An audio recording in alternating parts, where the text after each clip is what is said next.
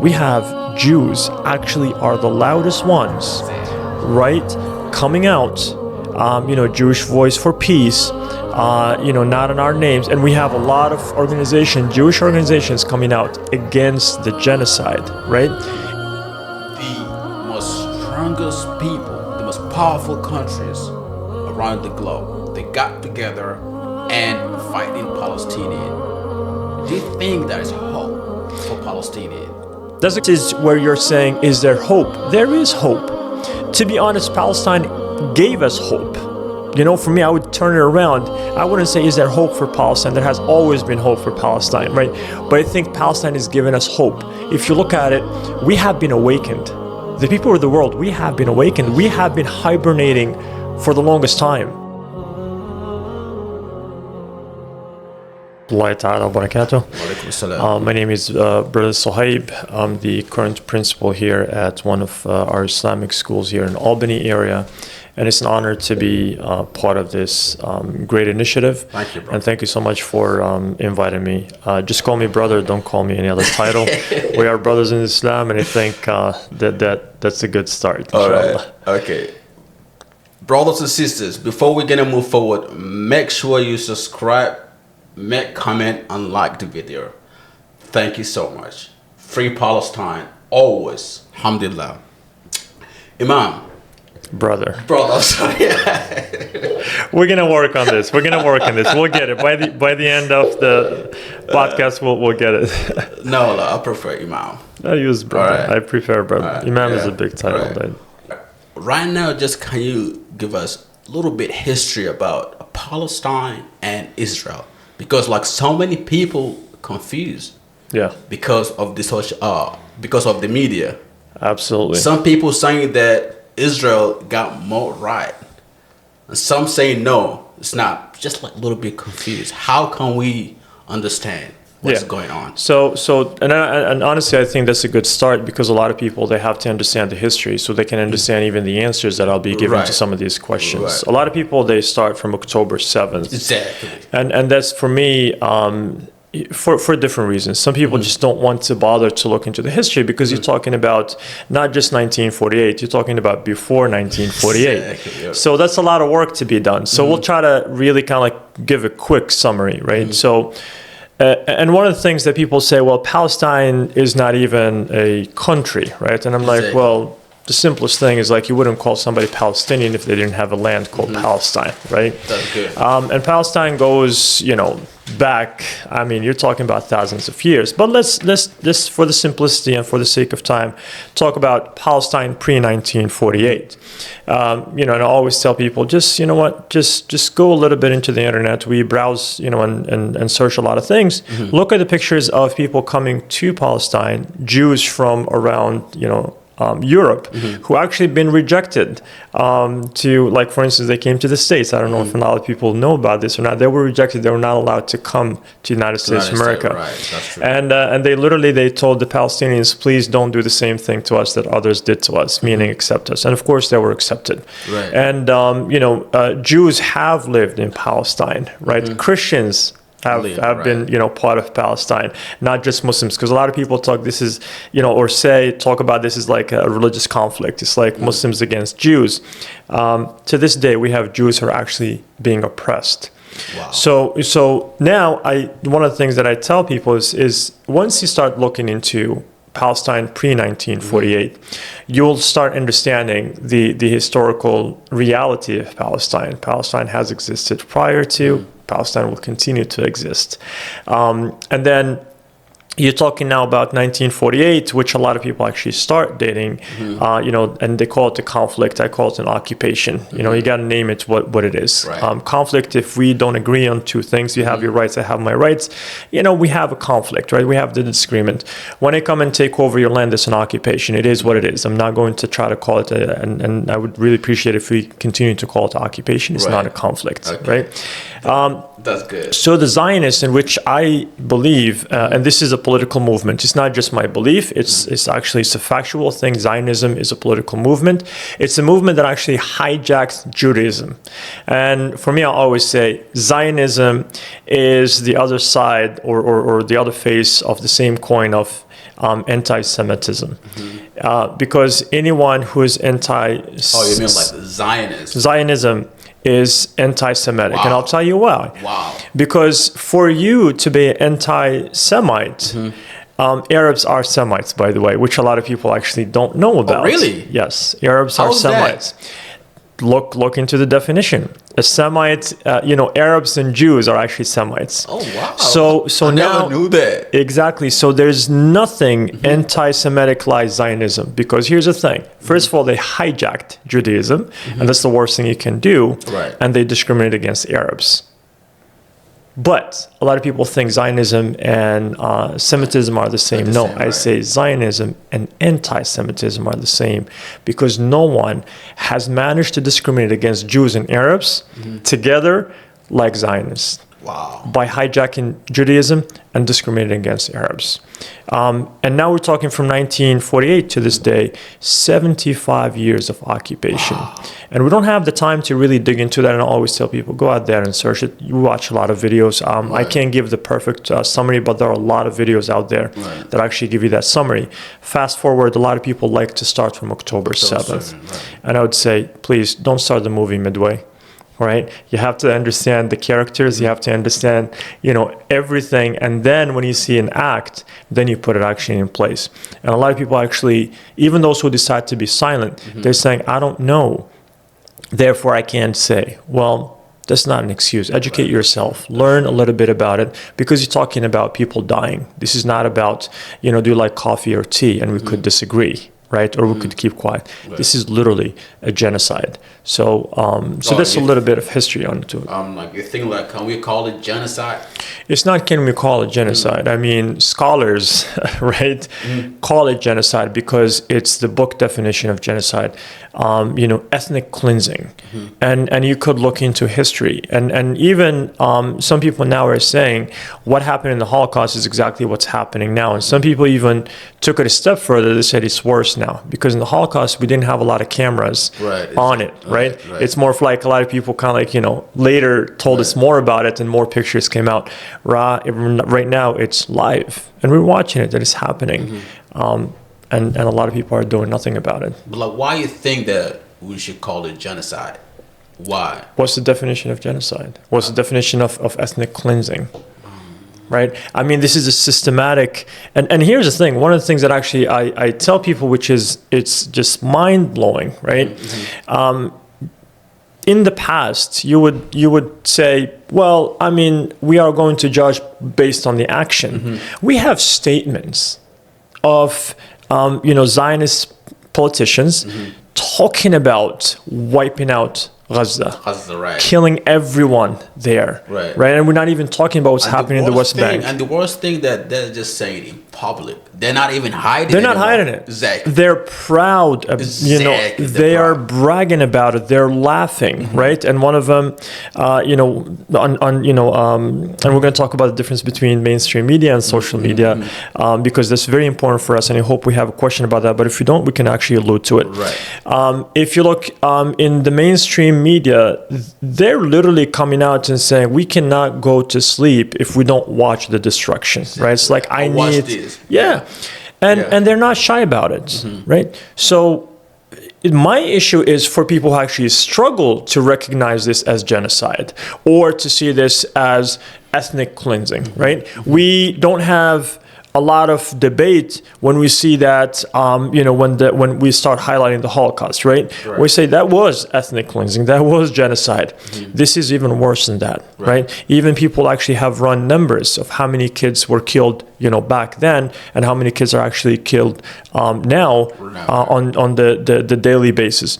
We have more kids actually getting killed now. A lot. Okay, what is the number right now? I don't remember exactly the number that they're running, or they ran actually, because this actually was released, I would say about a month ago or a little bit over a month, and it's just amazing how people are looking at these numbers and they recognize the Holocaust, right? But comes to this, they're like, well, I don't know if we can call it genocide. Or I'm like, there's an issue with you, not the definition itself, or ethnic cleansing.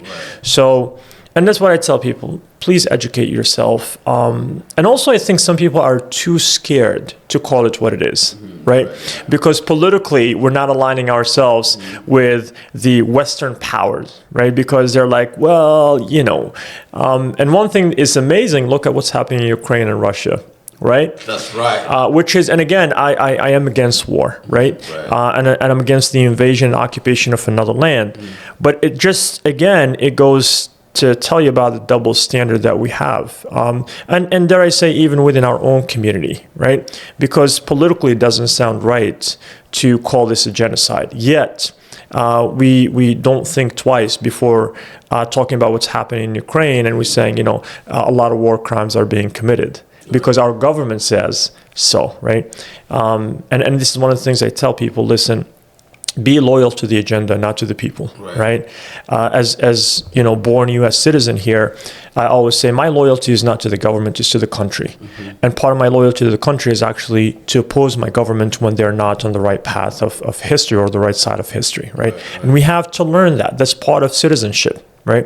But a lot of us actually don't understand that. We feel it's a blind loyalty to the government. So whatever our president says or our elected officials say, we have to line ourselves up with them. And anything against that, then you're betraying your country. I'm like, no. You know, these officials were elected by us. They work for us, right? That's true. And when we see something right, we have to say so, and we see it wrong. When they actually go against us, that's when we try to bring them back to where they should belong to, right?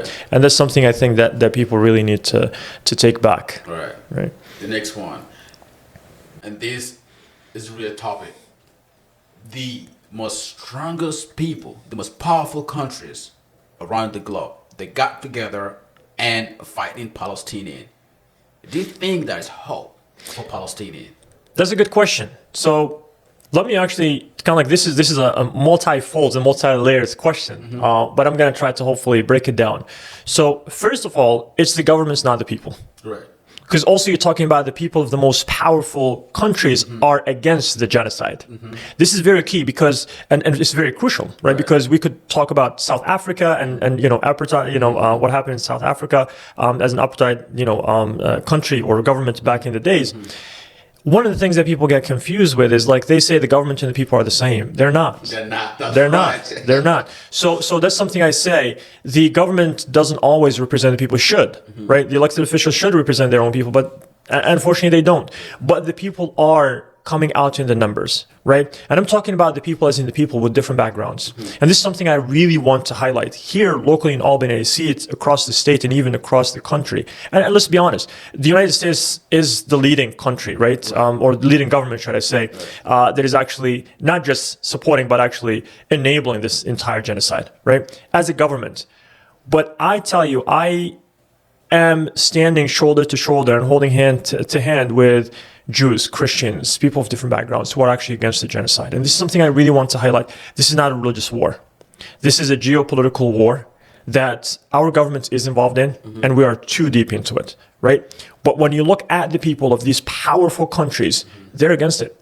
And we're actually feeling this during the primaries, right? Okay, like, what do you mean that the most powerful countries against that? So again, I want to the people or the government. So I want to separate. That's why I said country, because country has the people and then we have the government, right? So the people is just me and you, right? People are taking it to the streets, right? People are actually going to vote. People are actually trying to engage our you know, I always call them public servants because I think we deal with our politicians as celebrities, right? It's like when I take pictures, I'm like, they work for us, right? And we have to keep that in mind. So the people, right? And this is something, by the way, that even our government is so annoyed with the fact that we have Jews actually are the loudest ones, right? Coming out, you know, Jewish Voice for Peace, you know, not in our names. And we have a lot of Jewish organizations coming out against the genocide, right? And again, and for me, this is where you're saying, is there hope? There is hope. To be honest, Palestine gave us hope. You know, for me, I would turn it around. I wouldn't say, is there hope for Palestine? There has always been hope for Palestine, right? But I think Palestine has given us hope. If you look at it, we have been awakened. The people of the world, we have been awakened. We have been hibernating for the longest time. Yeah, like someone said that this is the first time when you see all the people got together. Muslim, not Muslim, got together and fighting Palestine. For one, exactly. And that's a human right. Right. This is the first time. Right. This is the, well, I wouldn't say the first time in the sense that it's the first time, but this is the most powerful time that actually we're there in number, we're organized, as independent entities and also collectively. This is the one thing that really, and I always say Palestine has awakened us. Right. Palestine has given us hope because they're resilient. They're there. They have been going through this for 75 years. Yes, we turned a blind eye and we try to ignore it because it does take us out of our comfort zone. Right. But again, so when you talk about the most powerful, I would say be careful when using that term because the most powerful is the people at the end of the day. Yes, it's going to take us time before actually our government reflects our own, stand. And yes, it's going to take time because we've been sleeping, right? And our elected officials have taken advantage of that, right? So we have to take that responsibility and take over the government by electing those who actually are fit in office, those who actually reflect our own opinions. And you see like what happened in Michigan with the uncommitted votes. Yeah, right. Biden is freaking out. Biden is on a panic mode. And everybody knows that, right? They don't talk about it, but let's be honest, behind closed doors, they're panicking and they know this is happening because of Palestine. But right. I will conclude with this question with one thing. And again, it's multifold, but just for the sake of time, remember one thing. For us as Muslims, we have to believe in the power of God. Right. And this is one thing that I tell people, because people do ask me this question.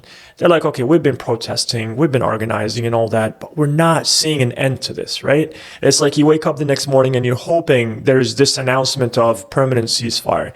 And I tell them, don't worry about the result, right? Because the most powerful is above all of us, and that's God, right? So don't take things and say, I want to see it tomorrow, I want to see it the day after tomorrow. That's you deciding how the end result is going to be, and that's not within our power. That's within the power of God. One thing that is within our power is what can we do, right? Individually and collectively. And I actually used this during an event that actually we had at the masjid. And I told people this. I said, we're thinking about Ramadan coming up, right? In about a week or less. And of course, I had to kind of, bring Palestine into the mix. And we have what we call Laylatul Qadr, the night of power. And I said, listen, right now we feel like we're in darkness, right? Everything is just not working out. We're trying everything that we could possibly do. Some of us, not all of us. But we're not seeing the end of that tunnel. There's no light at the end of the tunnel. And I told him, I said, listen, the night of the power, it's called the night of the power, right? But that's where light came through, right? But that light came from the darkest point on earth, in a cave. Wow. I mean, think about a cave. We have light right now, right? But a cave is dark. It's dark. Who dares to go into a dark place at night, right? You don't dare to do that. That's where the revelation came through to the Prophet ﷺ. So don't worry about that, right? If we were to assess the first, or if we were to predict the first day that the Prophet ﷺ would receive the revelation, probably think of like an open area, everybody surrounding him so he can get the support because he was, he was shook to his core. But no, it came in a time he was by himself, right? Nobody was around him. It was dark because it was night, and that's where the light came through. So Palestine will be free, but not under my terms or your terms, under God's terms. It will happen. And history tells us this, right? Umar radiallahu anhu, he freed Palestine, right? And the way that it happened in an amazing way. It was a liberation of the Jews too, as well. By the way, if people really are interested in looking into that, the Jews were actually kicked out of Palestine, right? When the Christians took over. Umar radiallahu anhu, he asked, he's like, where are the Jews? I'm not seeing any Jews here. They said, well, we kicked them out, right? And we didn't feel that they belonged, and we kicked them out. He said, no, we have to bring them back. This is their land, just like it is our land. So actually, they were re-established in Palestine because of Umar radiallahu anhu, who was a Khalifa, right? So you look at it and you're like, if somebody was to actually try to predict that, nobody would have predicted that Palestine would have been free back then, right? And he was. Salah ad-Din did the same thing, right? He freed Palestine and he made sure that Muslims, Jews, Christians would live together, right? Wow. And that's exactly, if you look at the history, no one re-established the Christians and the Jews like the Muslims did in that land. So it's not a religious war, right? It's not a holy war as some people like to say, oh, it's the Muslims against the Jews. It's never the Muslims against the Jews. So many people right now think that it's Muslim versus not Muslim. This is like how so many people like look into that, and that's why like so many people right now they're against Palestine because Palestinian are Muslim, then I'm against Islam. I have to go against. I don't support Palestine. That's how so many people like look into it. And again, so for me, it's like they have no excuse. Right. It's just pure ignorance Right. combined with arrogance, Right. because that's the worst combination, Right. right? Again, just look into history. I always tell people, don't take my word for it, Right. right? Have all the doubts about everything that I'm saying. Go and look it up. Right. Go and search it up. Till this day, we have Jews in Palestine being prosecuted by the Zionists. And I'm choosing my words carefully here. Being prosecuted by the Zionists because these Jews, they believe that they still live in Palestine, Wow. not Is that Israel. True. Till this day.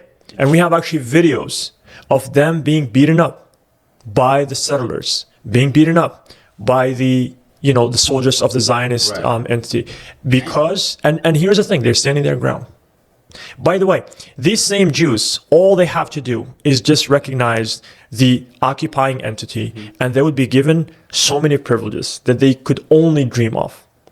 But they're standing their ground, and they're saying, as Jews, it's actually against our belief for us to take somebody else's land. This is the core, this is like part of the belief of the Jews, who are really true to their book.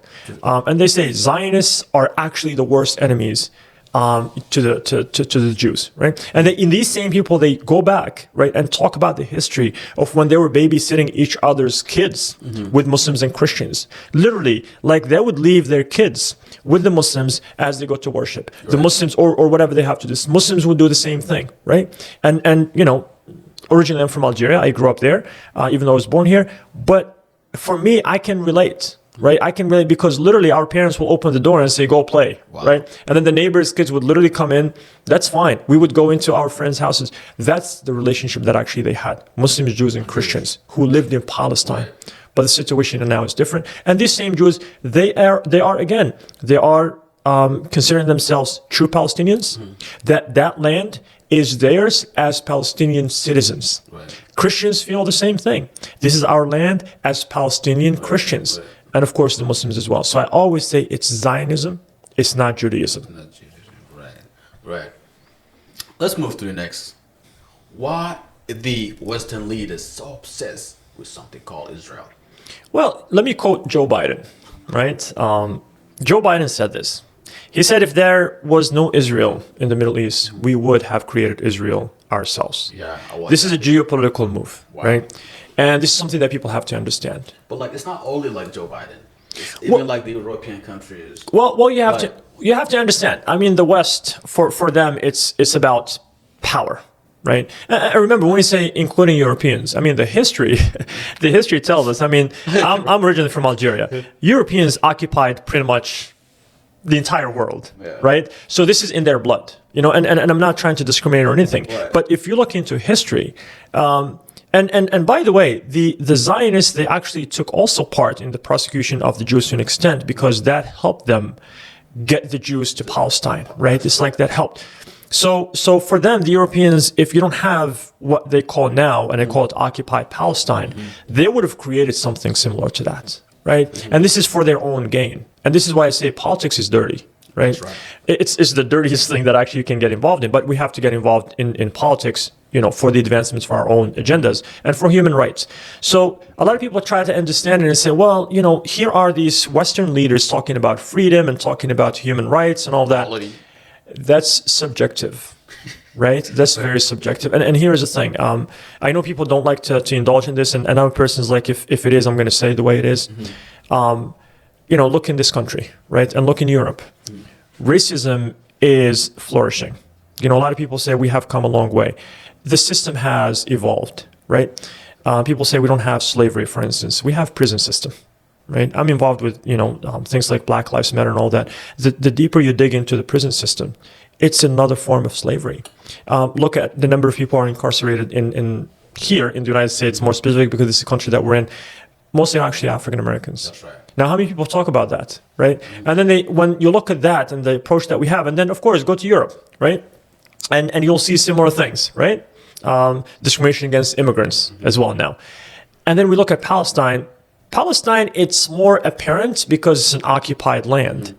In Europe and here, it's so settled that people kind of like almost became immune to it, right? The occupation, the slavery, the ownership, right? I own you, and I might not own you as, you know, as like a slave in the past, but I'm going to own you by putting you in the system where I take your freedom away from you.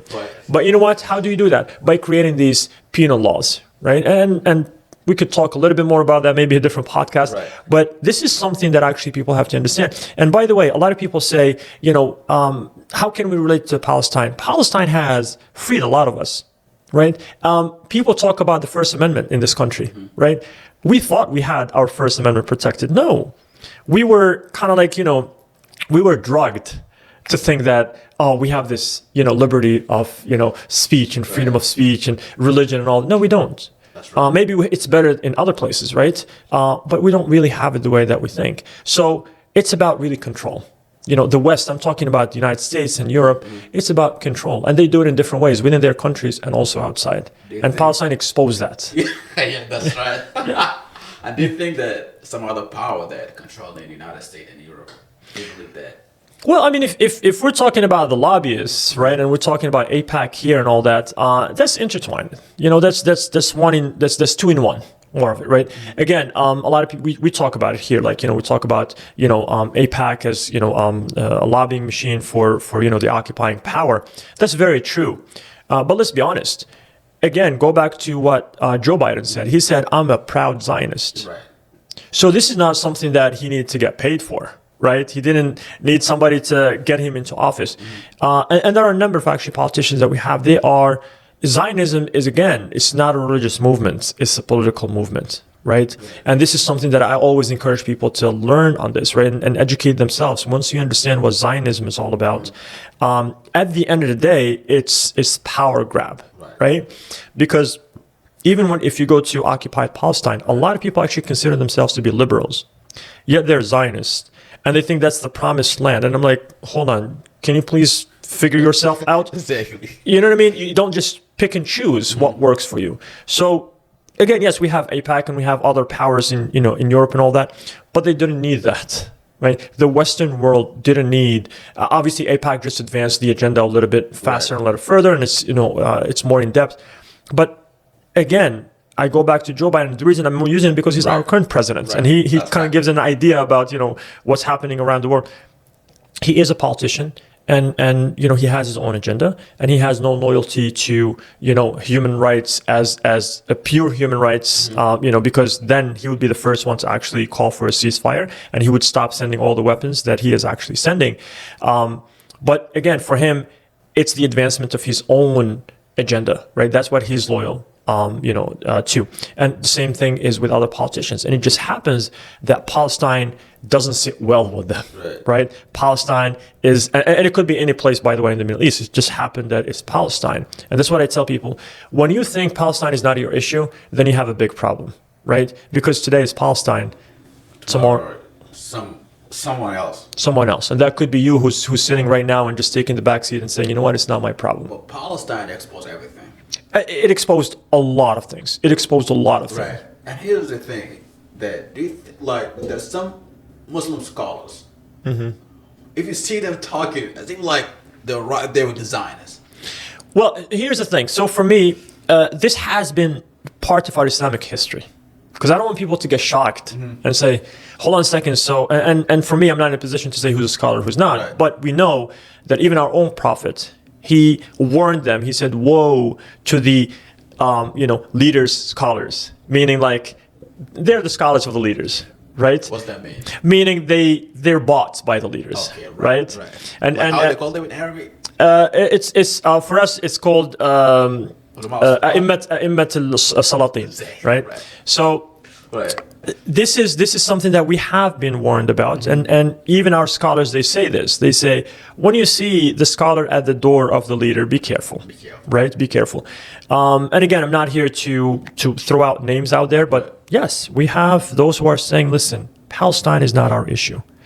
Palestine, it's something that, they got their own problems. We have our own problems. Let's focus. And even at times they even might use or misuse or manipulate us by using hadith, a saying of prophet that we know doesn't fit. But the uneducated would actually think that it does actually fit. And they find themselves, hold on a second. So if I am pro-Palestine and I'm going out there and advocating for Palestine, that I might be doing something wrong. I tell them, let's be honest, deep in your heart, you know that not standing up for Palestine is the wrong thing, right? But I hate to say, these, again, quote unquote, so-called scholars, it's a very sad reality that we have, but it's not something new. It has always been there. And again, if we go into politics, there were governments that were actually established by using quote unquote scholars to put people and make them fall in place, because those people that wanted to take the leadership, they couldn't, right? They couldn't bring everybody together under their own kind of control. So what they did is they used, again, quote unquote scholars to make people fall in place, because we have this loyalty to God and religion, right?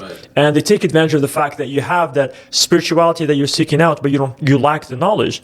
So what do? They try to give you that knowledge and kind of like steer you in the direction they want, and you feel like you're falling in place, and you're like, this good obedient Muslim. I'm not saying we all have to be rebellious, but we need to be educated. This is a problem. We Muslims are not educated.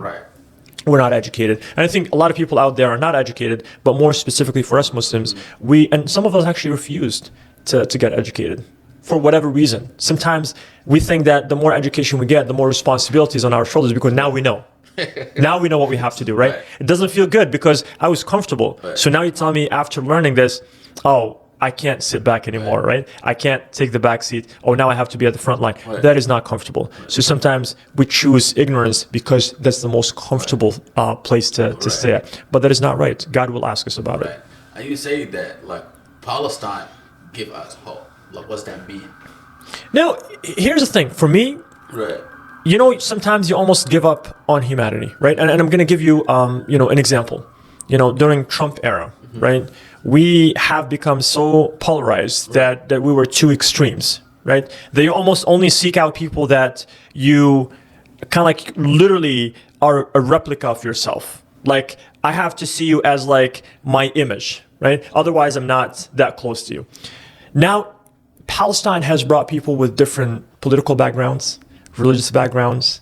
I mean, all types of backgrounds. We have come together. Even though I'm talking about Trump's time, it's like 3 years ago, almost 4 now, we would not probably have come together. That's right. Right? We would have just butchered each other, right? Metaphorically. Now, actually, it has brought us together. And I see that. I see people coming on the streets. Black Lives Matter, if you remember, there were a lot of people against it. Right? It's like, how dare you say that you guys matter? And I'm like, are you for real? Now these guys are actually standing shoulder to shoulder with our brothers in the movement. Right? Man, Black Lives Matter, man. Right? Great job. Absolutely. And they are also part of this movement. Right? The immigrants community is actually part of this movement. Again, we mentioned Jews and Christians when it comes to interfaith. I'm talking about a lot of, and by the way, I share a table during these meetings, and I know the person who's sitting across the table, there are things that we do not agree on. And we respect that. Wow, but we're together for this thing, right? Palestinians have been together, right? I mean, we don't have to dig too deep into the politics, but they have been together, through this for over 75 years. Only now we're actually coming together, right? People in the West. And I'm more specifically talking about, because we are here in the United States of America. And that has given me hope. Not only that we have come together, we actually are mobilizing together, right? I mean, walking on the street and protesting is one thing. Literally sitting down together and planning. And even sometimes some of these individuals, they put their own issues on the shelf to prioritize Palestine. For me, that's hope. For me, I know that we are heading in a direction that is better for us here before even it's better for the Palestinians out there. Right, and there's some people that before that they look down on Islam, like before the Palestinian issue. Yes. But after October 7, people start looking into Islam in a different way right now. So many people start reading the Quran because what is going on and embracing Islam. And that's crazy. And you know what? It's confused. Why? I'll tell you one thing. One of the most active individuals in our protests here locally in Albany, she became Muslim. Wow. Yeah, and she's young, by the way. She's 17 years old. I'm not going to share her name. I don't have her permission. And we were standing. We have daily protests. And I was standing, and she said, "You know what? I'm becoming Muslim. Wow. And I'm like, wow, that's amazing. And she said something. She said, I've been watching the Palestinians. And now, mind you, these people are watching Palestinians dying. They're watching Palestinians losing their entire families at times. Right. One survivor burying the entire family. And she was like, I don't know, man. It's like Palestinians, they allowed me to look into my inner struggles. Wow. And she's like, I struggle. She's like, I've been struggling and I didn't find an answer for my struggles, right? She's like, and then I looked at the Palestinians, looking at what they're going through, which is much, much greater, right? As devastating as it is. Right. She said, I knew that whatever they have, whatever faith they have, to let them go through this and say, Alhamdulillah, right? Praise be to God, and say, we are accepting this, right? We are patient. Right. She said, I needed that. Damn. Right? And she's out there. She's always 90%. Even sometimes I'm like, are you duplicating yourself? I know the lady. You know, I think we both know. Yeah, but we're not going to mention the name. No, I'm not. Yeah. And she was actually there this past, and she was wearing the hijab. Right? I got it. That's the one. Okay. You know what I mean? And I'm like, look at that. I thought like she's Palestinian. No, she's not. I was thinking She's like white. that. No, she's white American. Oh. No, she's not. She's not Palestinian, right? But again, we say in our million, our billion, we're all Palestinians, right? And that's another thing. People are saying, the politicians, right, and the mainstream media, they want us to forget about Palestine. Right. Actually, they planted the seed of Palestine in each and every one of us. And again, it takes us back to hope, right? I mean, I'm seeing people like, wearing the keffiyeh and they're like white.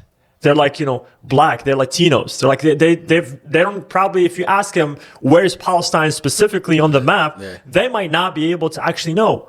But they're going out there, right? And walking in the streets with this keffiyeh, it's this now everybody knows what it is, right? True. Back in the day, maybe people would think it's fashion, right. But the fact that I see, I was just at Panera, and I was coming out, and somebody was coming in, and I kept the door open, and all I see is the guy walking with keffiyeh, right? And I'm like, wow. That's my bro, right? You know what I mean? and it's amazing, right? And I don't know the guy, but this. You got the keffiyeh. We got, and we both kind of like, and there are a lot of stories of people saying, listen, even they're saying, go out there and recognize your tribe or your village. And they're talking about the movement. Right? It's like they wear it, wear it and people will see. So for me, we had to be freed before Palestine is going to be free, because we have been incarcerated in a very subtle way that we didn't even see it. Right. And now we're like taking a step back and saying, wow, we actually have been controlled. Right. Mainstream media. We got used to just tuning it into one channel. Right. And the fight was mainly, are you a CNN guy or are you a Fox guy? Not realizing that both have their own agendas. They both have the same, almost not the same, but a lot of investors invest in these two. I'm like, that's crazy for us not to know that. But guess what? I would not have known that had it not been for Palestine. Right now, my source of news, mainly it's social media, people on the ground, right? People sharing their emotions, people sharing facts, people doing their work, and that's what I use also to spread. I mean, what you're doing right now is something that CNN probably would not host somebody to say this, or maybe that might just stop the person because they only want you to say so much that and then they'll stop you, right? Let alone Fox News. But people like you doing this, right? This is what we need. Right, exactly. Right. Yeah, as an African, right? You know that like the history of Africa from Algeria. Yeah. You got like Algerian, they've been through a lot, like right. And like before the October 7, I'm not really deep into what is happening out there. But after the October 7, I said nah. And that's the thing. We're one. See, one thing that I tell people, especially about hope, right? Especially those who actually really decide to actually look into the history, right? Pre-1948. And I tell them, I'm really sorry to tell you this, right? But it's much darker. That's right. That's the point. It's much darker. Algeria was occupied by the French. So many people do not know anything about Algeria. They don't. And we were occupied from 1830 till 1962. That's 132 years. Wow, 132 years. I was thinking like 5 years to 7 years. But here's the problem. People talk about the final resistance. Right, yes. final result. They're talking about, yes, that was for about 7 years, right? And they talk about the 1.5 million, right, of people who were killed. I tell them, trust me, That's a small number. Wow. We're talking about that 1.5 million during the war. Are you serious? Like, it's more than that. Yeah. The 1.5 million is during the war, right? By the way, this is talking about hope, because people are looking at Palestine and saying, how are the Palestinians going to pull through this? Well, guess what? The Algerians had multiple attempts of freeing themselves, right? Of the greatest leaders in Algeria, Emir Abdel Qadir, he's actually recognized and he's honored in this country, right? Even though he was a terrorist, according to the French, right? Because he was a freedom fighter, right? And he led his people, and he was a scholar, by the way. Wow. Yeah. And he actually, again, that's another story. Maybe we could talk about, like, Muslim heroes in the past. This guy saved a lot of Christians in Syria, because like in when he was captured, they got rid of him, so they sent him to Syria, and he played a big role there, right? And the Christians actually owe it to him, right? And this country, actually, we have, I think it's a town that is actually named after him here in the United States of America. Yeah. Abdul Qadir. Yeah. So, but he was part of that 132 years of fights, and he wasn't the final battle. He was not there. He was long gone, before this battle. He was among the early fighters, right, that resisted the French. And the French tried to oppress the Algerians, right? They tried to wipe out their identity. They did everything. We have in the history of Algeria rivers of blood, where they literally would kill people and dump them into the river, and they would be bleeding, and the river would turn red. And this is not, it is horrific, but this is something that actually gives me hope, in a sense, to say that happened to the Algerians. And history, by the way, tells us a lot of these incidents. Africa, our continent. It's crazy. What happened in Africa? People say bloodbath. I'm like, no, you haven't seen the rivers, right, of blood. Pretty much across Africa, right? It doesn't matter which colonizers came in. Morocco, they had their own ordeal. Tunisia, we all had to deal with that. And for me, I'm like, Palestine has been 75 years now, right? Compare that to 132. And here's one thing: those who fought the last war, they were all born during the occupation. Wow. But they knew that this land is theirs, and they will claim it, and they did. Right? 1962, July 5th. We celebrate here July 4th, Algeria July 5th, a day after July 4th, which is 62, right? So I always say, like, I have two Independence Days back to back. The United States is July 4th, Algeria is July 5th. Right. Like, do you have any kind of recommendation of book about this issue? I would say, actually, I don't have a specific book. I mainly read in Arabic, but there's the Battle of Algiers. And we have a lot of documentaries that actually talk about Algeria. But we have, people like to watch, like, it's kind of like a movie / kind of like a documentary that talks about Algeria. So 132 years, 75 years, there is hope. I know we are hurt. Right. I know we're bleeding internally for our brothers and sisters in Palestine. That's definitely, and we should. If we have conscience, we should. But don't give up hope. I always look back as an Algerian and I say, we're free. Yeah. It's almost, it's 75 years. For how long this is going? How much longer? Yeah. Yeah, how long? And it's people are dying. Those people have a deadly weapon. Yes.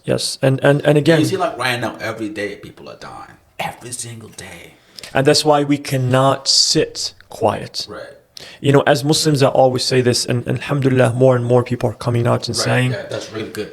God is going to ask you about what did you do. Right. He's not going to ask you about the final result. The worst enemy for Muslims is giving up.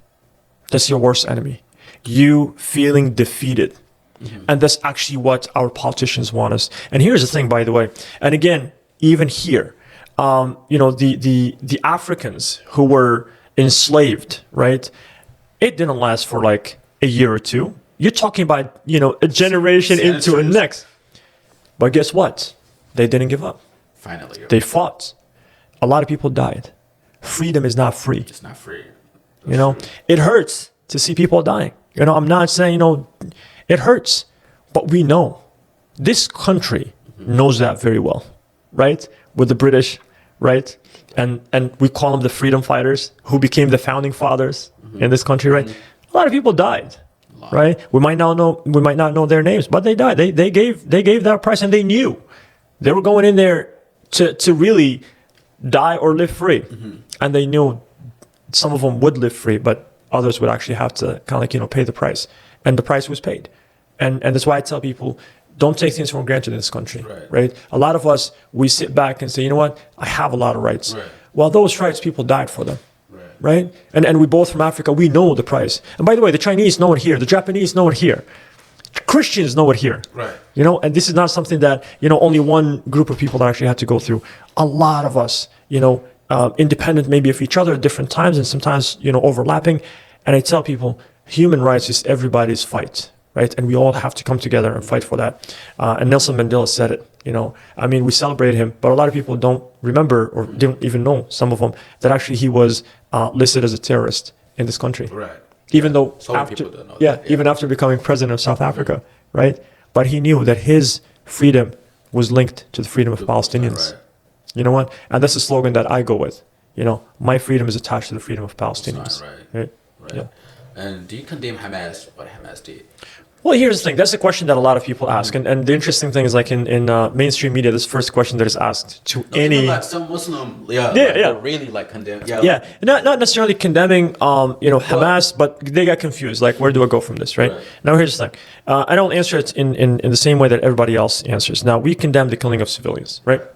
That's there. No matter what it is. Yeah, but the UN actually recognizes, the people's right to fight for freedom if they're occupied. And we'll leave it at that.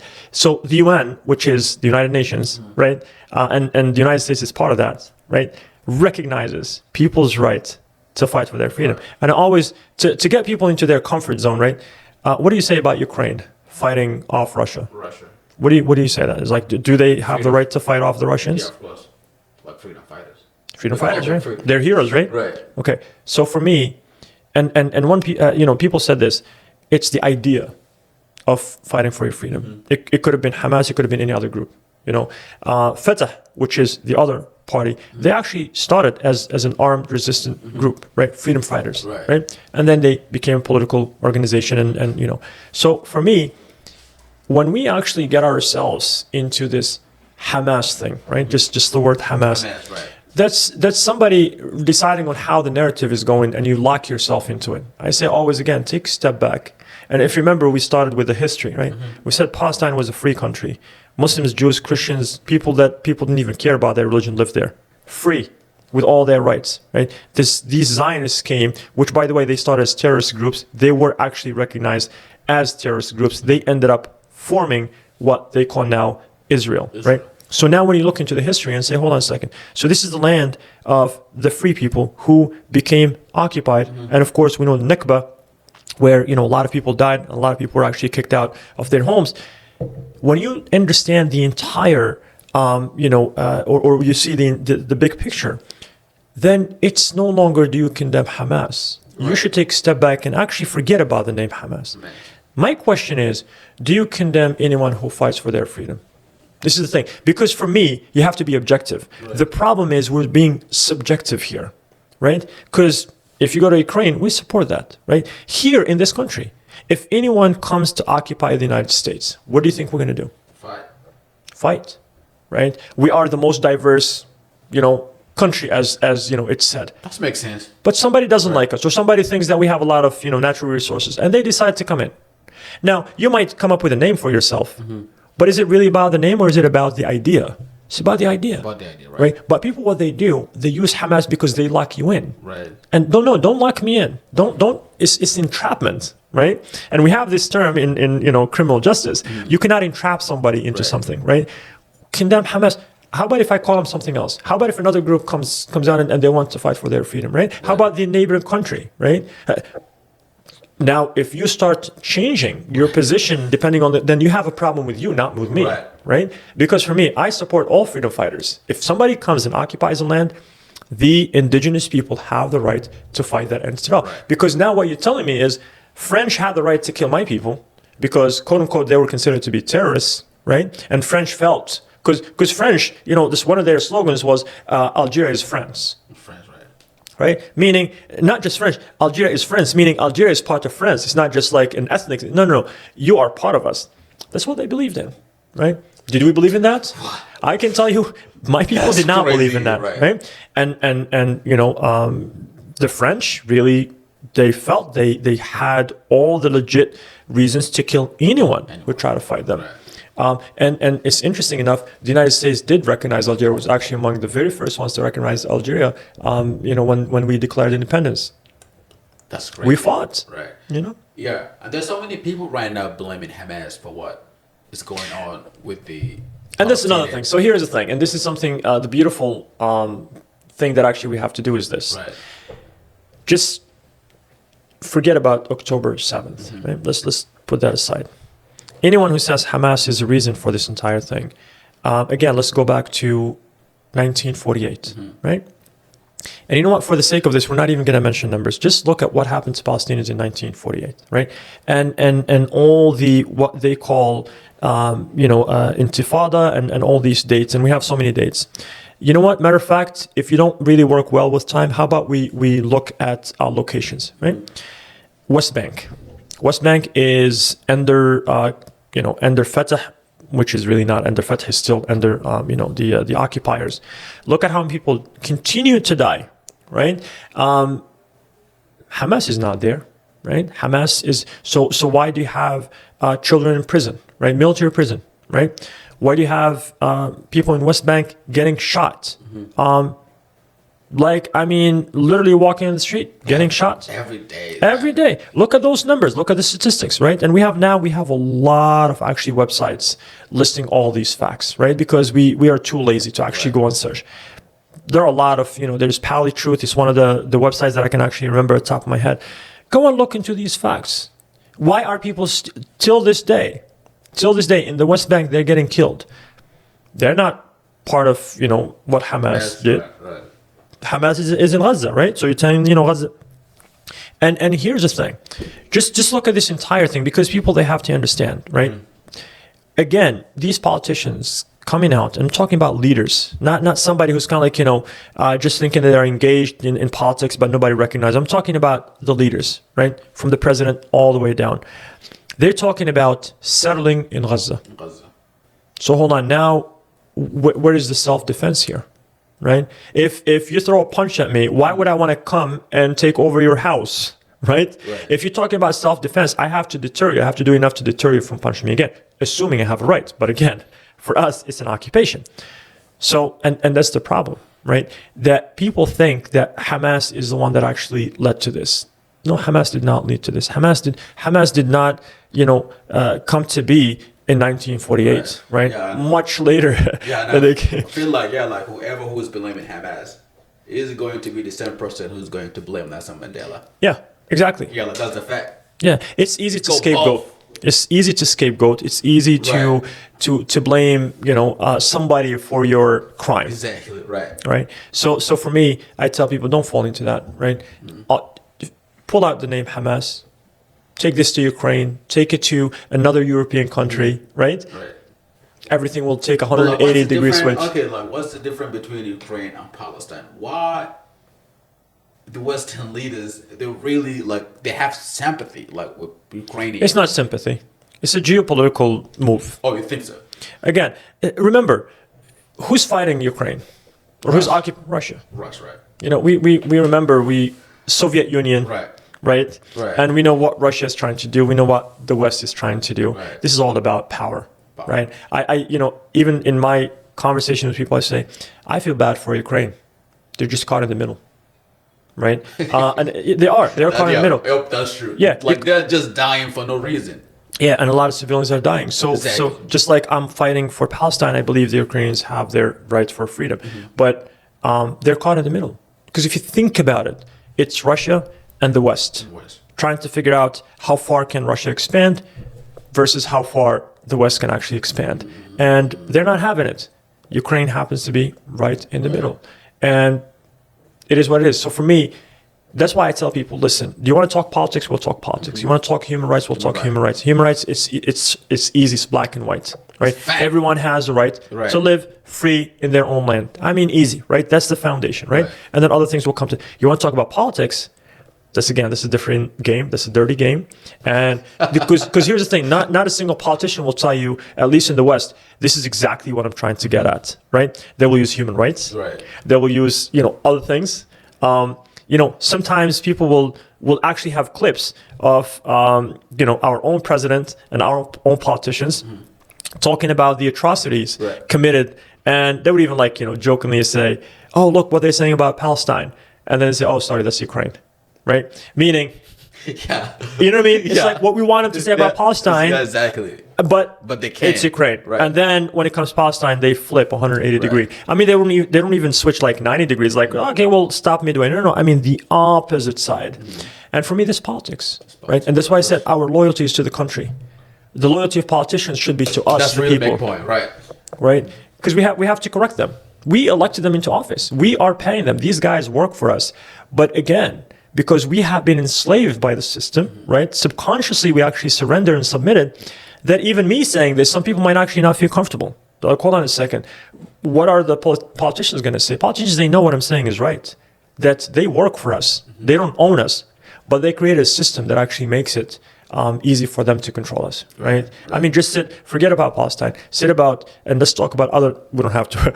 Even if we talk about things domestically, these politicians are not aligned with what the people really want. That's right. That's 100% right. Right.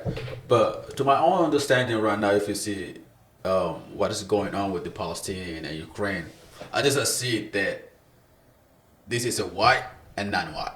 Yeah. This is exactly how I see it. And there are a lot of people who actually spoke to that. Right. Right? It's the white versus non-white. Exactly. I mean, look at South America, right? Everything that is happening there and the way that we deal with them, right? Africa, Asia. Right. Then comes Europe and you know. Yeah, like the $1 billion you're spending right there. Why? For who? For what? Yeah. Why not just to go and make peace with Russia? Easy. Instead of spending all that $1 billion. That's what you and I are saying. Right. Politicians don't think the same way. That's right. You see. They don't think the same. And you know what? Even some people are like, why don't you get involved in politics? I'm like, I would get involved from the outside. I'm not going to get into it because it's one of the dirtiest. Yeah, it's one of the dirtiest things. And these politicians, somebody said this. A lot of people say we're going to go in politics and change the White House, and the White House would end up changing them.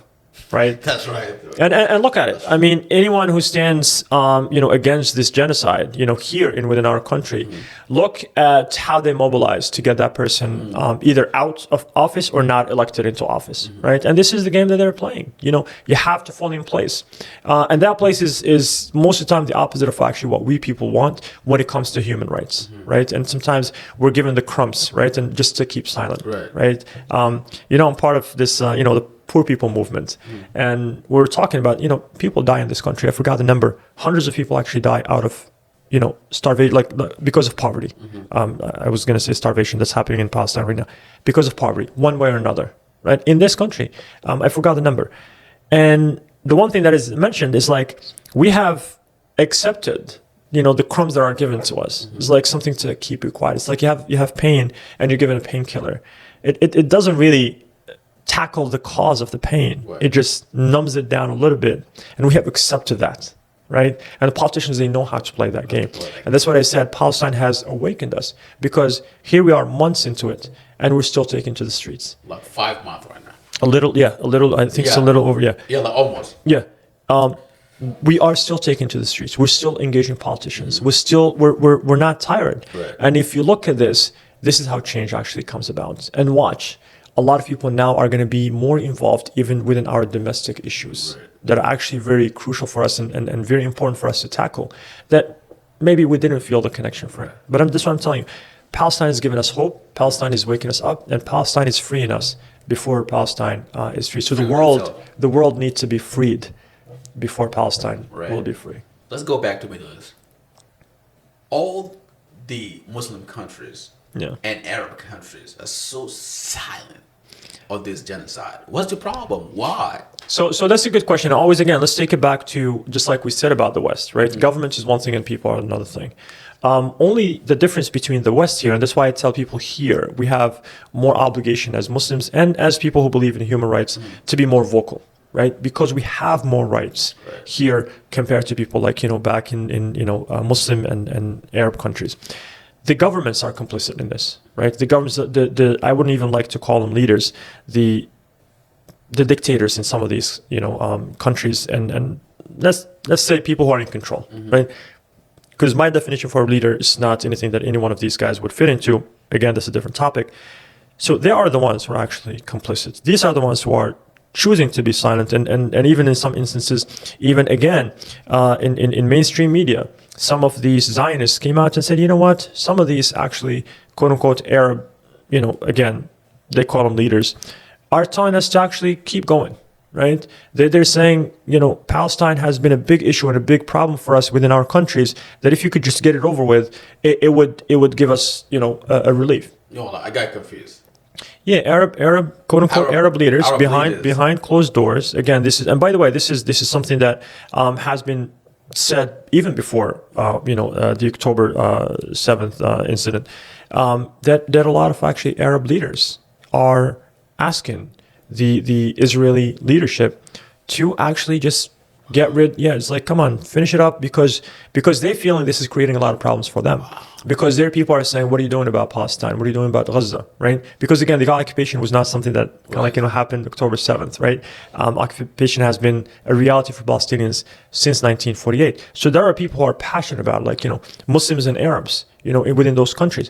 And the leaders are having a hard time with that. So some of them, they're saying, you know what, just get it over with, right? So again, but we have to be careful. We have to separate, right, that group of, again, people call them leaders. I don't know what's a befitting term for me to use for them, right. But they don't represent the people. Exactly. They don't represent. The people are passionate about Palestine. The people are bleeding just like we are bleeding. Right. The people are trying to do the best that they can, right. but within limitations. They can't. In some countries, if you go out and protest, you're going to be thrown in prison. Yeah, but actually, there's so many that those people, as you say, that they live in Arab countries, they really support Palestine for fact. You mean Palestine or the occupiers? No, like Palestine. Yeah. Just like the government, like they're really against what's going. No, like they're against the Palestinian, but the people right there, absolutely, and there are those who are vocal. You see, they're really, like, I mean, the government is just like a little bit exactly. Crazy. So it's the government. Like so Jordan. Yeah, I can tell you this: every single Muslim and Arab country is pro-Palestine. Right? Maybe a lot of people have Algerians, bragging that we used to be the top, but now Yemenis took over that first. They knocked us on, one, but hey, they earned it. And I'm proud. A lot of people actually, when they see me and hear me talk about Palestine, and a lot of people actually assume that I'm Palestinian. I'm like, I would be proud to be Palestinian. But again, in our millions and our billions, we're all Palestinians.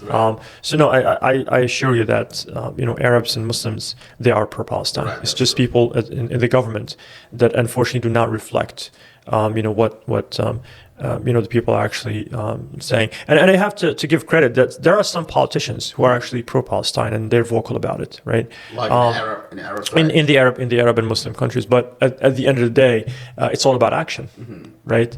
If you're not doing anything about it, and again, it goes to those who are at the highest level in government. Those are the ones who are actually deciding whatever they're deciding, and at least for now, I can tell you, it's definitely not helping Palestinians. Then let's go back to the propaganda of mainstream media and social media. Like, social media is really playing big role. It's playing the role. He flipped all the narrative. Absolutely. Yeah. So I'll tell you my take on social media. Before this, and a little bit even earlier than this, I was very skeptical when it came to social media. And of course, we was like, oh, social media will kind of like impact you negatively, and definitely there are a lot of negative things out there. Yes, exactly. But now I'm the biggest advocate for social media, right? And this is how powerful social media is. When you get censored, then you have an army of people out there trying to censor you. I don't know if you got blocked or not. I had the honor. Oh, you did? I had the honor, suspended for a period of time, and then I got reinstated. And it was XO. It was Facebook. Oh, Facebook. Yeah, Facebook. Yeah, but these platforms do delete people's accounts, and for me that means something is happening. And of course, we have statistics. Right. We have statistics of how many people, and even actually, it shows you how many pro-Palestine compared to the occupiers, and it's amazing. Numbers are different. Oh, I mean, huge difference. I mean, and here's the thing, that that is happening with the fact that we're being censored. Imagine if we were not censored. Imagine if every post that I post and you post stays out there and gets to be shared, right? And everybody gets to see it, because my posts, a lot of people don't get to see my posts. And even with that, now even mainstream media, if you notice, there's a minor shift because they're losing viewers. Exactly. They're losing viewers. And now they want their videos to be shared. So every now and then they would throw something that looks like pro-Palestine, or looks like, I wouldn't call it pro-Palestine, pro-human rights, or pro-freedom of speech, or something, because they want us to share their videos. If mainstream media is forced to shift a little bit, they still have their agendas, and sorry for saying this, I'm not going to try to tune in to CNN or MSNBC, because I'm a social media person right now. If I want to get my news, I'm going to social media, right? Every now and then, if there's an article that I want to analyze, I do it. But it's not for the sake of making it my fact source, right? We have Al Jazeera. I mean, that's again a different topic. But social media is, I mean, it's the voice for Palestinians. Because even when you think about it, even in Palestine, journalists are not allowed into Gaza unless they are accompanied by soldiers, right, by the occupying force. So even if they want to be neutral and unbiased, they can't do that. They can't. So who are getting the news out? It's the Palestinians themselves. The people who are going through it, right? The people who are losing their own family members, and those who actually are dying themselves. And that validates the story. I don't need a third party to check this story, right? I mean, if somebody is crying and bearing their own family members and still coming out, right, to report and tell you about this reality, right? Or having these talks and conversations with people who are literally, as they're talking, they're running because they're being bombed and they're being shot at. For me, that's the news. And social media is doing an amazing work. And by the way, even the censorship, they're limiting that, right? I mean, they're out there with force, but we're forcing them not to censor us so much because they know they're going to lose us. Oh, like TikTok right now is going crazy and censoring people. Yeah, crazy. Okay, let's just say that, like, I've been posting like pro-Palestine content, video a lot. But right now, if you post, it's not going to reach like 200 or 100 people. Same thing, by the way, with my posts. I do before, reels. like, in thousands it goes. Like but this. even with that, they're not. I know they can. Yeah, they cannot. Yeah, they cannot. Still, like, people in thousands, right? They keep posting. Because here's the thing: what's happening before, and I noticed this before, and I wish this happened with everyone, but at least we have more people. Before, a lot of people, they watch the videos, right? It's like, and they hit like. Now people are more sharing, but also now people are creating their own content. Their own content, right? But like personally, I can speak to myself, about myself, like. Facebook, the reels and the stories and all that, a lot of times I would post a general post, right? Now I know that creating reels would actually get it to be shared easily. Guess what? I have been creating reels, like, I wouldn't say like crazy, but definitely a big jump compared to before, right? So I'm not a content creator, right? I used to just share, like, I see something, I share it, not of my own creation. But guess what? Now I'm creating my own. So that's something also they're struggling with, that people are actually more active to the extent that we're not just sharing. We're creating our own content, right? In addition to sharing. So it's a big fight for them. And they're actually putting a lot of money into it. Like, are you talking about millions? I'm not spending a penny to create a content, right? Probably you're not spending a penny to create, but they're spending money to actually block us. But they can't. But they can't. They can't. And that's why I say that's the power of people, right? They've been trying to control the narrative, right? But they cannot. They cannot. They're really failing. Like what happened, like, at the middle of the night when they bomb people, like, trying to get the food. They're trying to change. Oh, no, it's not ours, it's not. But it's too late. It's too late. Right? It's right there, like, on X, everybody's talking about that. And one thing actually that go into that, and the story of the boy who cried wolf, right? It's like, he was a shepherd, and he wanted to pull a prank on the villagers, and he cried wolf, everybody came running, and he did it multiple times, and then people were like, you're just a liar, right? The occupiers and our politicians continue to lie through their teeth that even, probably you notice this, anything they say, right? Or anything they write out and share it, People, when they look at it to find how to actually expose it. It's no longer a fact, right? Exactly. Our task is Right. now how can we expose them, Right. because we have been exposing them. So we're not even consuming that as news. Oh, I thought like I'm the only one Oh, who's no, no. trying to do that. Every time I see a video, I'm just trying to find how I'm going to expose those people. No, trust me. And again, Oh, wow. yeah, because we all know they're liars, Right. right? So, and if you look at the demographics of people who are actually creating these videos, it's so diverse. I've never seen an issue where the people who are actually engaged are reflective of every ethnic group, every religion. I mean, I am yet to, you have, I mean, I'm trying to think of if there's like specific group that is not actually engaged. Never. Right? Maybe not the entire group, but people who are actually part of that group. I mean, going from the natives of this country to people in Ireland, to people. Oh, Ireland, those people are big on. I mean, yes, they are. Yeah. And I wish the Irish people here know that. That's actually something that we had a meeting a couple of days ago, and we said we need to educate the Irish people here about their country, and you know, so that's something that I'm seeing. That is just reflective of how the world is being freed. It doesn't matter which country also you think about. I mean, in all the languages. There are videos that I don't know what they're saying. Like South America is big on this. Even politically, which is a great thing. But there are a lot of videos that actually I don't even understand what they're saying. And you know what I do? I share, because I'm like, you never know. Maybe I have somebody that speaks the language, you know, but it's just also out of amazement that I'm like, I don't even understand what they're saying, but I can see what they're trying to get across. And I'm like, I've never seen a topic or an issue that everybody around the globe is actually engaged, and is passionate about it. How can we make a pro-Palestinian content to go far? Honestly, just keep doing what you're doing.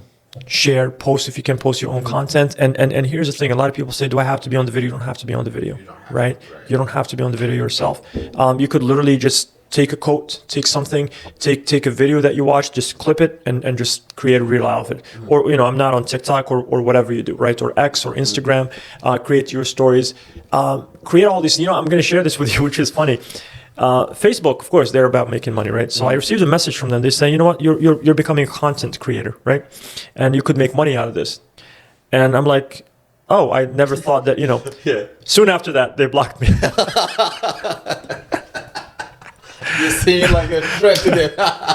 You know, and they're like, and they blocked me, and I'm like, look, and the reason I'm mentioning this, I never thought that I would get to that I would be recognized by them as quote unquote what they consider a content creator with potential, because they make money out of it, right?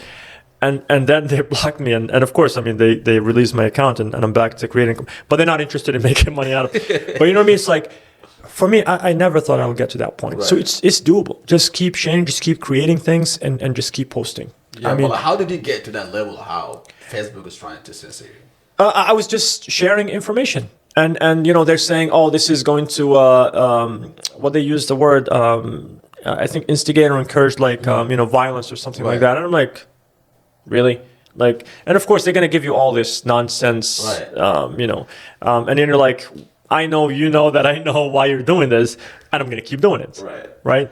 And I'm lucky enough that actually my account is still there. You know, some people actually got their accounts deleted. We're never going to stop. We're not. We're not. Yeah. We're not. So don't belittle. And a lot of people say, oh, so hold on. So we're going on in these protests. We're posting on Facebook, social media, all these platforms.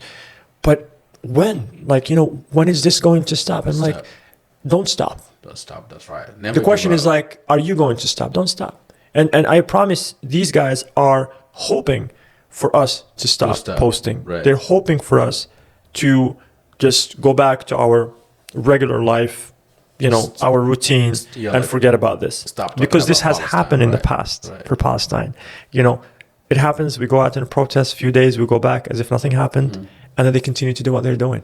But this time we're not. Right? We're not going back home. Right. But like, what's that mean if someone saying from the river to the sea, Palestine will be free? Like, so many people like read up. I will tell you this. Here's the thing, and I'm not going to go too deep into it. Look at Palestine pre-1948. That's what they're saying. They're saying this land belongs to the indigenous people. Muslims, Christians, Jews, living there equally with their rights, no discrimination. right? That's what people are trying to say. And here's the thing: look at South Africa. You have a lot of, white people who are living there, and we know they didn't come from South Africa, but they, they have been there, right? A lot of them were born. Yeah. So what we're saying is, Palestine was free from the river to the sea. We want to go back to that, right? Where the Jews who were there, right, they felt the safest when in Europe they were being killed. The Christians, some of them, based on which group you come from, they were prosecuted in this country, right? Catholics, they can tell you their history. In Palestine, they were not discriminated against, right? Now, here's the thing. I tell you this. The Zionists, they're talking about the wiping out of everyone who's quote unquote not an indigenous person, because that's what they want to do to the Palestinians. So they accuse them. It's like, you want to do to me what I want to do to you, which I'm already doing to you, right? The same thing how the South African trying to do it to the indigenous South African. Yeah. The same game, the same strategy. Yeah. So I tell people, like, that's actually self-incriminating for the Zionists, because they're saying this is exactly what we're thinking. Because remember, they have the same slogan, by the way. And this is something that people don't talk about. And I forgot who was called out on this, and it's like, I don't know, I didn't hear it. I'm like, yeah. Again, when you watch that video, you're like, okay, you're lying through your teeth, right? I forgot who was it. I think it was Kirby who said that. Somebody called him out. It's like, oh, you're fine with the Israelis saying, from the river to the sea.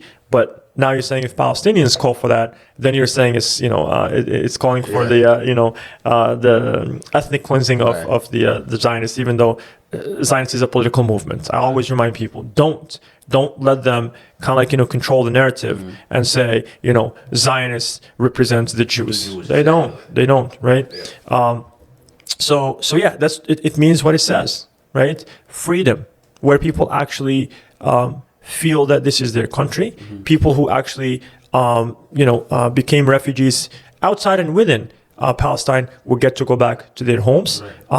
These are the homes of their ancestors, and they were taken away from them, illegally. So that's what we're asking for, is for people to actually have their land back and live there, freely. Right.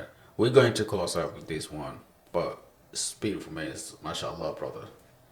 I really like a benefit from this a lot. Exactly. Yeah. People have been protesting around the globe in huge numbers, a million. Oh, but how's this going to help to free Palestine?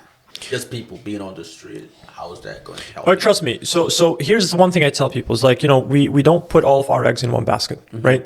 And a lot of people say, but also you can specialize. Meaning if you're a person that you can go out to protest, go out to protest. We have people who are actually engaging the politicians. Right. We have people who are actually using their voices during, the elections, right? So it is actually making an impact. Politicians are seeing this. Politicians might not talk about it or pretend like not to recognize it. Trust me, they are seeing it, they're feeling it. And this is, if you look at the history, people mobilizing is actually what led to the change, right? So don't undermine it. I even tell you this. Yes, we are coming out in our millions, but, somebody actually during the Vietnam War would come out every day, right, by himself to protest, right? And people ask him, like, you're here by yourself every single day. Like, what change do you think you're going to make? He said, see, I don't want to change myself. I don't want to go back and I'm not, quoting him, but I'm paraphrasing. In a sense, do it for yourself. Don't get too tired or too comfortable to say, I'm not going to come out, right? For me, and this is something, by the way, I do for myself. When I go out to protest, I feel better. Because sometimes, and here's the thing, they want you to feel like defeated. Right? And there are times when I actually go out there and I might be like the first one to get out there. Wow. And I'm like looking, and I'm like, you know what? Believe it or not, that's even more empowering, because I'm like, yeah, I had all the reasons not to come out. While I have all the reasons to come out too, right? And I chose to actually go with the reasons why I should come out. While a lot of people actually not coming out. And alhamdulillah, every time I go out, even for like few, because we have these daily protests and we don't have a lot of people coming out, at times it's like 5 of us. I'm like, yeah, that's enough. 5 of us actually is more than enough, because you're keeping this issue alive. Right. You're keeping it going, right? And then we take the videos and we post them on social media to tell people like Palestine's issue is still there. right? Palestinians are going through this every single day. If I go out once or twice a week to protest, I think that's the least I can do. Right. Thank you so much, brother. Absolutely, my honor. Alhamdulillah. It's a great topic. It's beautiful. We benefit a lot. Jazakallah khair. Inshallah, when we're going to see you. Hey, you have my number. Jazakallah khair. Inshallah. Shukran so much. Barakallah.